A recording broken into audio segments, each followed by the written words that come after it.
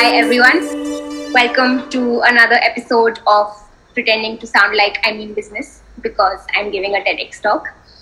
Though this one's my first, thankfully this isn't that intimidating because I've done Zoom calls before, so it's mostly like those, except I had to put makeup on and shower because I can't switch off my video for this one. For those of you who don't know me, I'm Arushi Kapoor. I am an editor at foolproof, the website that churns out listicles faster than Diljit drops a song. And an anchor with OK Tested, the YouTube channel that applies a very tried and tested formula to making videos. I mostly monitor humorous content, crack a lot of puns on record, and I live in this minuscule bubble where I've convinced people that I'm actually relatable and funny. Maybe I give this vibe of apna fun. Now, I never really thought I was funny per se. Still don't think I am. Although, I was usually just honest and got into a lot of trouble for having no filter. And this really serious condition called foot and mouth syndrome. Strangely enough, people appreciated that. So, I'm guessing I cracked some kind of code here. That code happens to be the power of observational humor. What this talk is about, humor plus an added adjective. So I look like I've done my research. Now, by the way, this is also one of those talks that can pretty much turn into a drinking game. Take a sip every time I say humor and you might just enjoy this towards the end. But I'm serious, it's Saturday night, so I'll give you the time, go get a drink, and meanwhile, I will just give you a random internet quote on humor. Humor is one of the best survival tools, which is something you should have paid attention to because this is basically the gist of what I'm going to talk about next. Now, think about all your fondest childhood memories of amusement parks, you know, like an SL World or a Disneyland or a Magica, one of those. Now, when you're there, at the risk of sounding like a Debbie Downer, it absolutely freaking sucks. Okay, now hear me out. The waiting lines are long, you're tired, you know, there's too much sun. If you go out in the summer, it's like, you know, it's noisy as hell, you're always scared of getting lost, and you're nauseated most of the time. Yet, when you look back, you only have fond memories, you know, of the rides, the games, the unhealthy snacks, which is really delicious, by the way, and the moments where you felt pure, unfiltered joy. Now, normally I would have asked why you think that happens, but I guess, you know, due to internet glitches, I think we avoid a question session there. But basically, one of the reasons this happened is simply humor. The reason you enjoy amusement parks so much is because that whole series of torture was triumphed by the smaller moments of joy in between because you were given the opportunity to find humor and doses of laughter. So in more scientific terms, the endorphins released from laughter triumphed over your negative emotions and feelings of suffering, and overall made your whole experience great.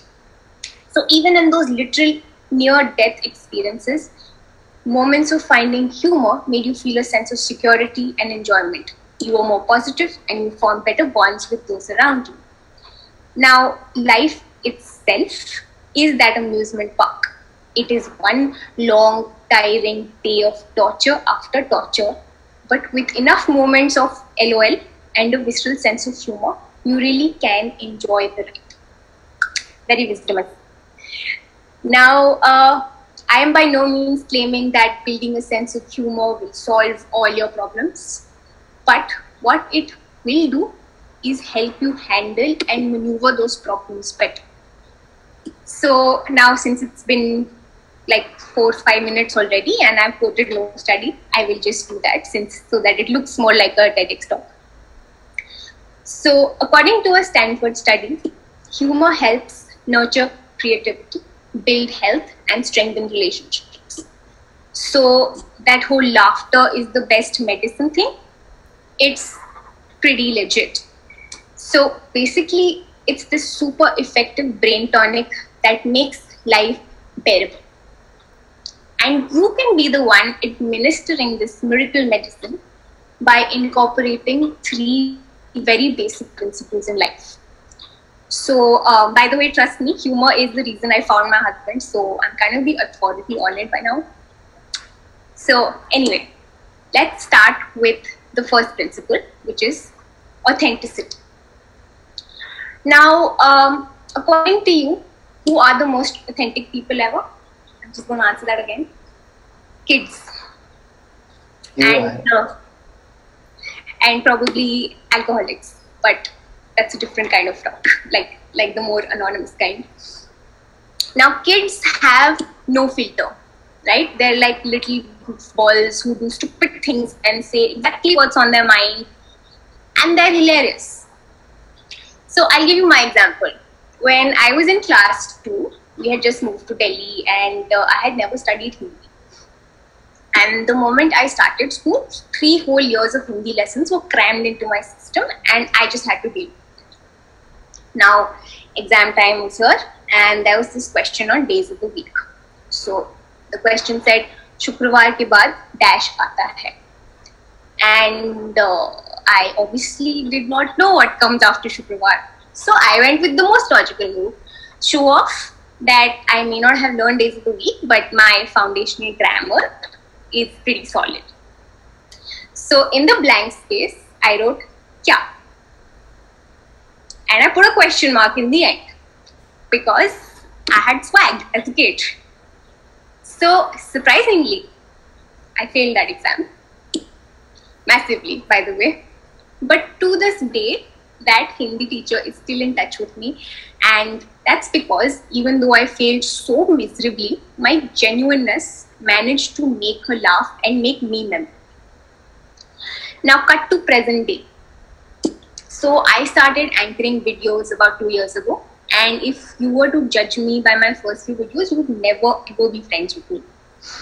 So I would prepare what to say. I mean, try to look all proper and eloquent and just end up being bland and boring. So it took me this one video where I was not prepared at all to realize what I was doing wrong. So here's how the video went. Okay. Now, if you are in my life and you haven't tasted my food, it means I genuinely care about you because I know zero about cooking. So in this shoot, there were these beautiful ingredients in front of me, which were completely alien to me, and I had to cook with it. Like, obviously, the result is going to be disastrous. That's what I knew. So I thought, let's just go with the flow somehow. So instead of trying to excel at the task at hand, which was impossible in my case, I did the next best thing. Narrate anecdotes of all my kitchen failures one by one. Like my fire alarm goes off before my oven alarm. And by the time I make a pasta, it becomes adur hai because no one wants to come near it. And sorry for that, it has its own fantasy. This one turned out to be one of my most popular videos. And all I did was just be my massive train wreck self in it. Basically, it peeled through all those superficial layers that we built for ourselves and revealed something to the audience. That most of us fail at very basic such tasks, and it's okay. We can laugh at ourselves for it. It felt genuine and just taught me that you can really form a very real connection with someone, whether an audience or someone you're having a conversation with, just by being your genuine and authentic self. Not the same as saying be yourself, because sometimes our personalities need to be worked on, but more like be honest with yourself. Now, not only authenticity, it also taught me the second valuable principle of understanding humor, which is relatability. In this situation itself, people identified with the train wreck that I was in the kitchen. People saw that their most vulnerable selves in a clueless person like me. And it sprang from something, again, very basic and entrenched in human social behavior.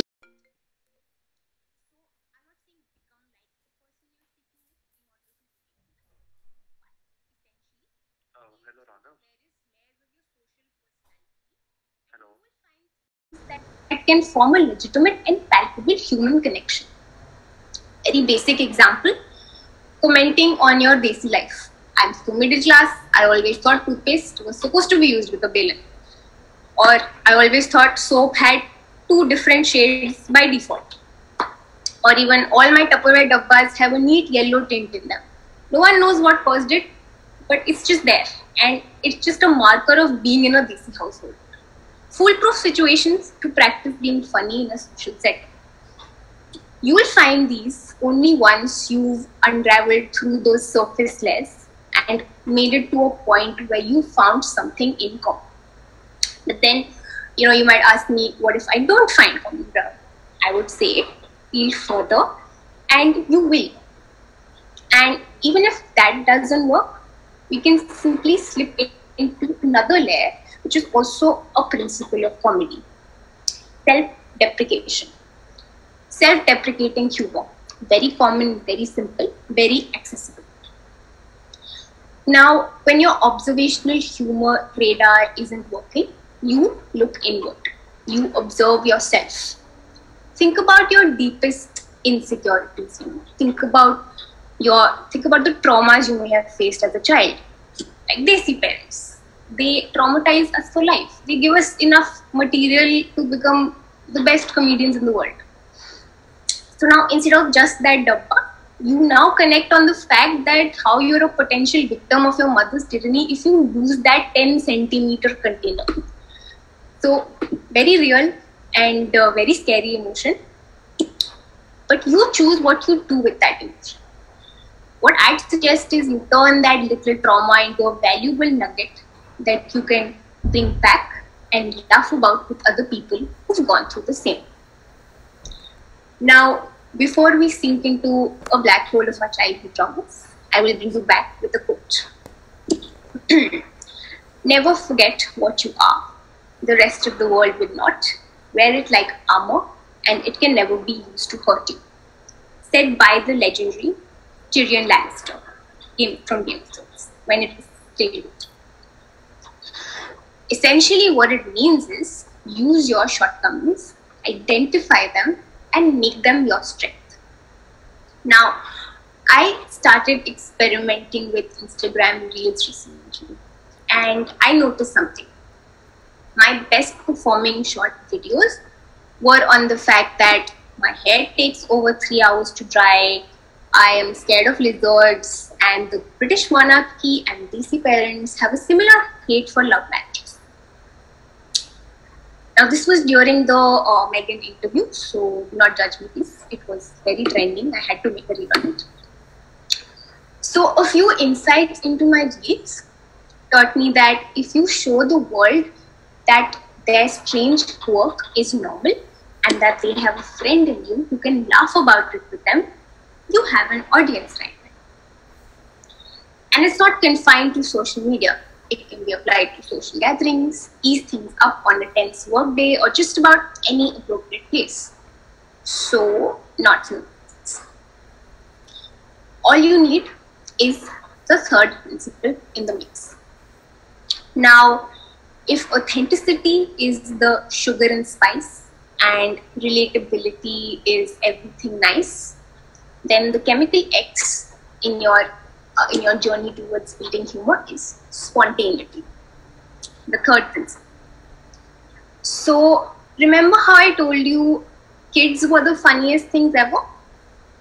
Scratching that and adding to that there is something even funnier than them, which is babies.